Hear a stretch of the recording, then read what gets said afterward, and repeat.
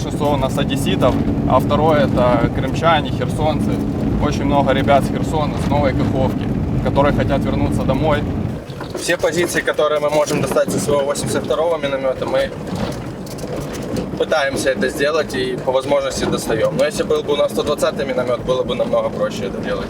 А так мы должны на 3 километра к противнику подходить для того, чтобы отработать. Но несмотря на это у нас получается. Но если был бы 120-й, было бы проще. А ви артилерією займаєтесь? У вас 82-й. Да, и 60-й еще есть минометы у нас украинские. Такие, как Це для треба ССО. дуже близько до позиції ворога. Ну да. підходити. Ну, с 60-м там на 1,5 километра, на километр 700. Ну и в общем плюс, да, наши ребята уже работали со службой Божией, то есть брали минометы, подходили, занимали позиции. Ну, брали там 50-40 мин с собой, рюкзаки и 2 километра несли. Раскладывались, прикрывали ударные подразделы, они занимали вызначенные позиции и двигались от этого уже в дальнейшем. Ну, мы бы и пушку взяли, то есть если бы, ну, сейчас комбат привез пушку, сказали, типа, вот, учитесь, мы бы спокойно взяли пушку, наверное, и неделю-две, и уже бы пробовали что-то делать. Миномет, пострел.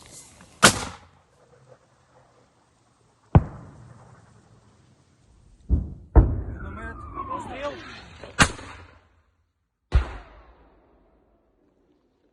Ой, ой. Это не по нам, Вах. Баха, отпаков. Так оттуда летело, дядь. Это по... Ёпту, блядь. Давай сюда быстрее. Сильно. I just wanna just stop. Меня оглушило. А оце все поле це було зайнято росіянами. Да, до сих пор сухпайки валяются, ну, то есть эти лёжки выкопанные с марта месяца еще. Там.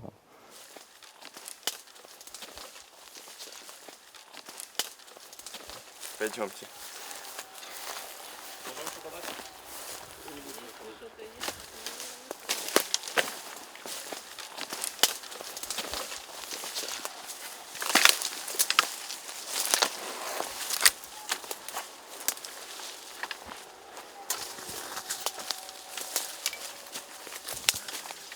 О, тут 4 товарища лежат, ЛНРовцы.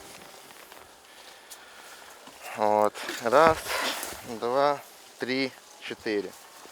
Вот это то, что посередине. У него в флиске, вот то, что посерединке лежит. У него в флиске лежала бумажка с номером телефона жены. Майор Чернобаев созвонился с ней. В ходе беседы было выяснено, что товарищ, мобилизированный с Луганской области города Макеевки, по иронии судьбы, как она сказала, его забрали с автобуса, когда он ехал на работу, вот, и мобилизировали. Вот. Мы бы с радостью этого человека бы поменяли бы на наших погибших людей, воинов, которые, возможно, остались там, на Азовстале где-то. Тут мы смотрели все, здесь ни одного перелета нету. Вот. Каких-то прям, ну я не знаю, что с ними могло произойти, я подразумеваю, что они были ранены, их просто здесь бросили, потому что они мобилизированные, там, ЛНРовцы, ДНРовцы, их просто здесь бросили, вот так вот затащили за эти руки, вот как этот лежит, этих друг на друга кинули. А вот этот вот товарищ, он, наверное, был или раненый, или еще что-то, его просто вот так вот оставили, и это было зимой холодно. Вот видите, по форме можно это понять. И он, скорее всего, вот по земле, вот так вот здесь и умер. Вот, ну, я считаю, что, скорее всего, это так было. Вот. И тоже мне кажется, что, скорее всего, у них позабирали документы, если были жетоны, то позабирали жетоны, оружие, магазины и бросили их и кинули. Потому что здесь была 267-я десантно-штурмовая Кавказская бригада. Мне, скорее всего, кажется, что просто чтобы не нянчиться с ними, их здесь раненых бросили, а остальное позабирали и ушли. Погон рядового.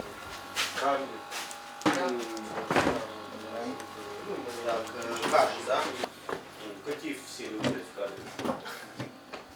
Да, і собак. Так, будете кушать тоже. И, Що це, каша? и на десерт арбуз. Нічого не робити. Що тут є? Та нічого не треба убирати, хлопці. Скажите, у других так же грязно, как у нас? Звісно, ну це життя, ну ви ж бляха на війні. Це навоз, який нам привозять.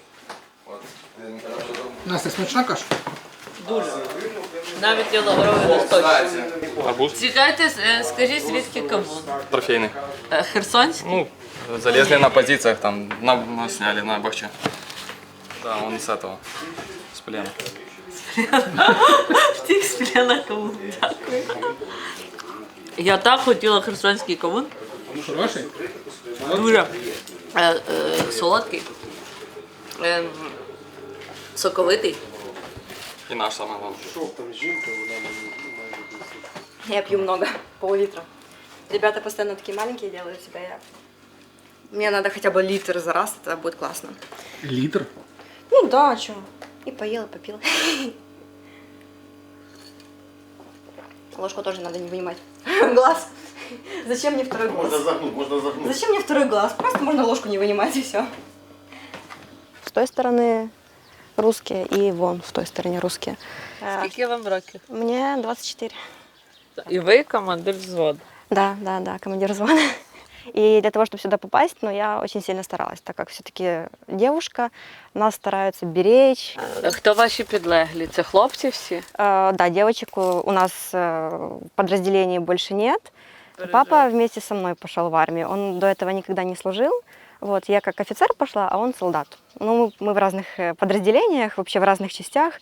На самом деле это странно, но здесь мне нравится. Когда меня там спрашивают, когда у тебя будет ротация, хочешь ли ты вернуться, может быть, там, ты хочешь, чтобы тебя списали каким-то образом. Ну, вообще это нереально, только там, если у тебя, не знаю, там, что-то с тобой супер по здоровью случится, там, тяжелое. Но я говорю, что нет, я и на ротацию не хочу, мне здесь комфортно, я уже привыкла. То есть к этому всему, и то, что у нас там на столах срач, такое, и к еде я привыкла. Вот. Не знаю, и к этим всем звукам вокруг я тоже очень сильно привыкла, поэтому мне здесь комфортно. На днях опять туда возвращаться на позиции, а вся неделя будут дожди. И опять там надо будет выкопать себе лёжку, надо будет перекрытие. Купила уже пленку 5 метров, короче, все будет у меня. Это я сплю. воевали, типа. А тут раз ми хоп, міста всі крупні удержали, нічого особливого, ну, тому. Поїхав працювати. Сейчас берцы Нічого, покажу. вже хоч хімерси якісь дали, то На вже. виїзді, типа, працює? Знакомый пишет, ну что там, когда наступать будете? Да блин, ты вообще понимаешь, что такое наступление? Ну, какое количество людей раненых, какое количество погибших будет?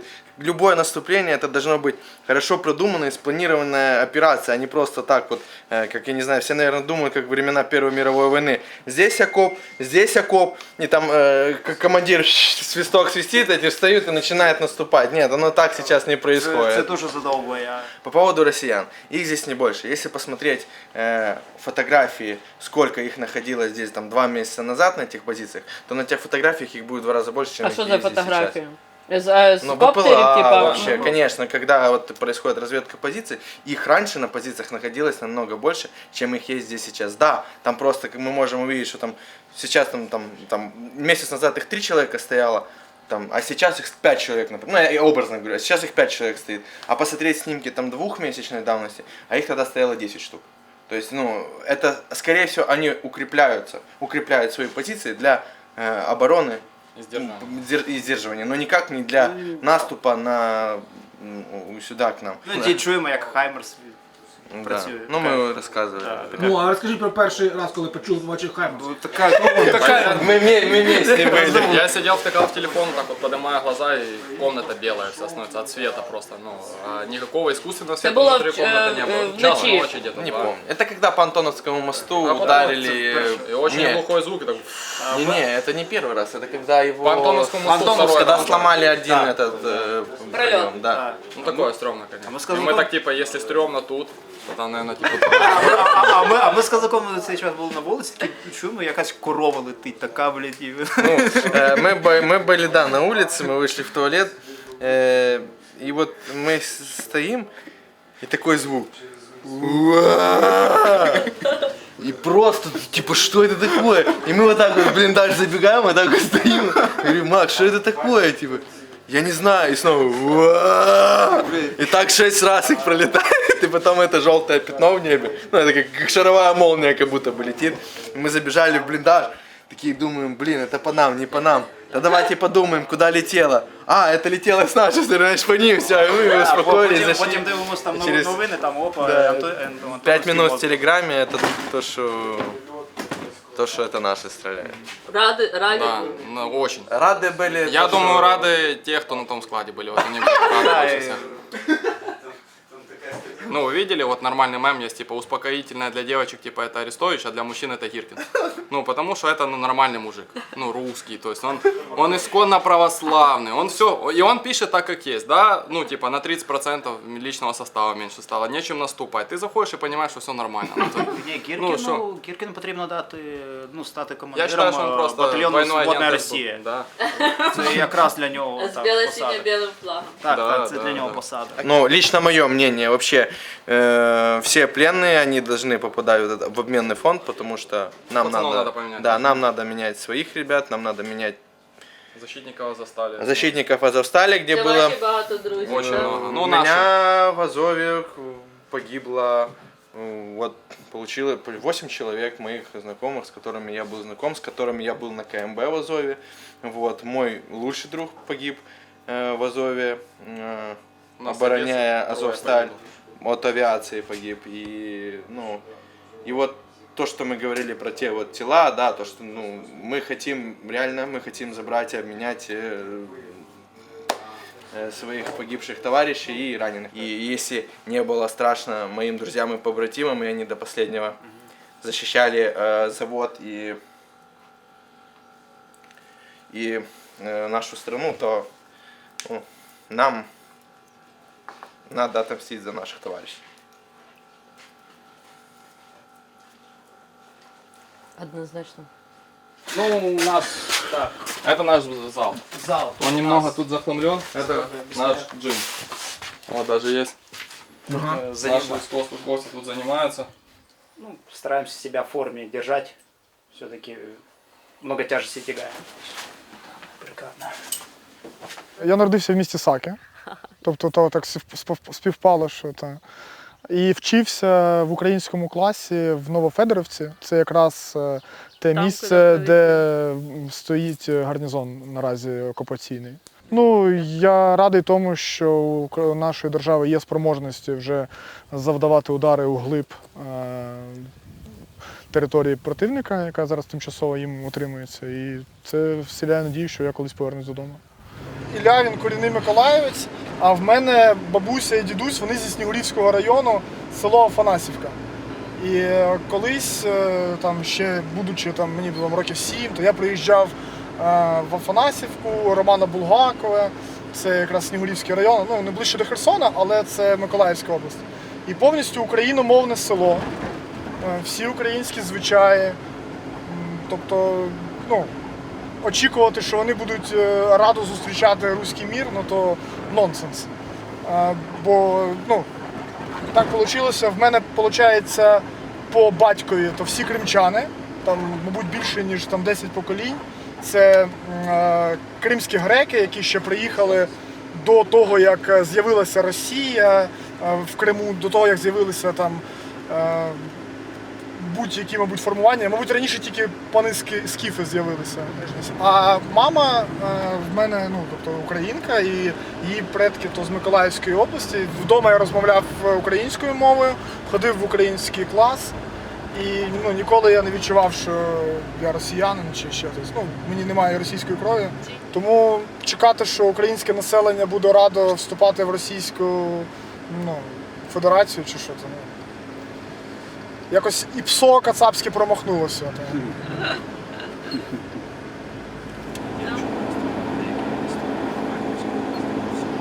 Тут стоять десантно-штурмові війська, полки, які воюють тут спочатку намагання їх захоплення Миколаєва. Вони стоять по факту, толком не розуміючи, на що вони там стоять, вони несуть нормальні втрати.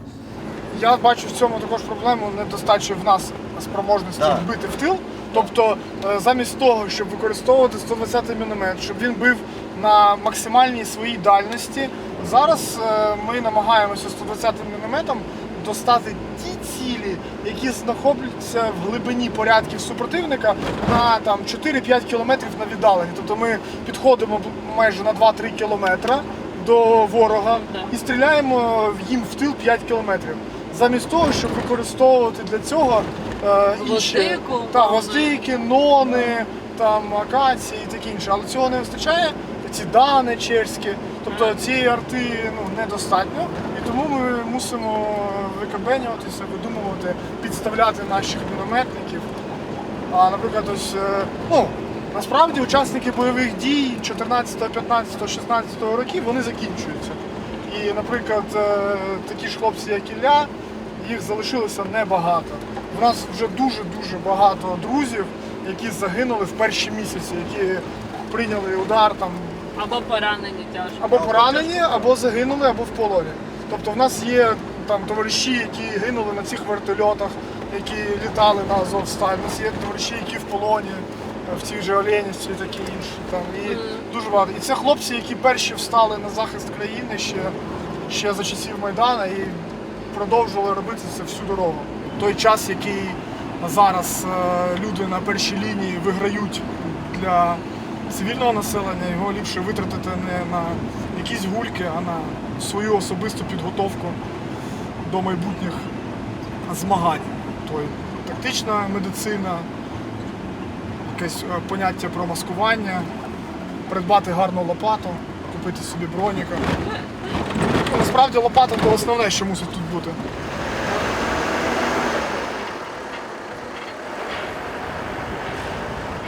А от твоя особиста думка, що так сталося з Херсоном? З Херсоном я впевнений, що саботаж, впевнений, що агентура.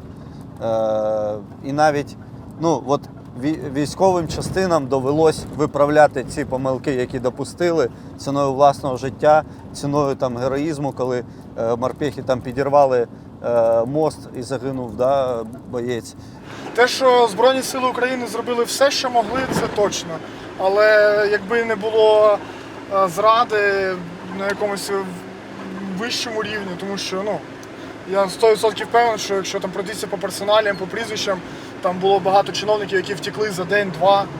Окрім цього, всі знали про цих стримоусів, про сальдо. Ще Катерина Гандзюк там їх підсвічувала і казала, що це агенти. Вони там тісно співпрацювали з партіями Шарія, ОПЗЖ, і знаходилися і в Миколаєві, і в Херсоні. І це теж агентура. Умовно кажучи, якщо я би вбив Стримоусова до 24 лютого, я би сів за грати. Якщо я це зробив би зараз, я би, думаю, якусь навіть медальку отримав би. От парадокс. Але нащо йти в ці крайнощі, якщо є відповідальні служби, які просто могли його заарештувати і все. Замість того, щоб боротися з наслідками, можна було то все зробити спочатку, і цих наслідків би не було. Героїзм одних – це завжди помилка інших. Всі військові це знають, що всі ці героїчні вчинки, вони відбуваються не тому, що хтось так хоче зробити, а по-іншому ніяк. А по-іншому ніяк, тому що десь на етапі планування завтикали і зробили чуже.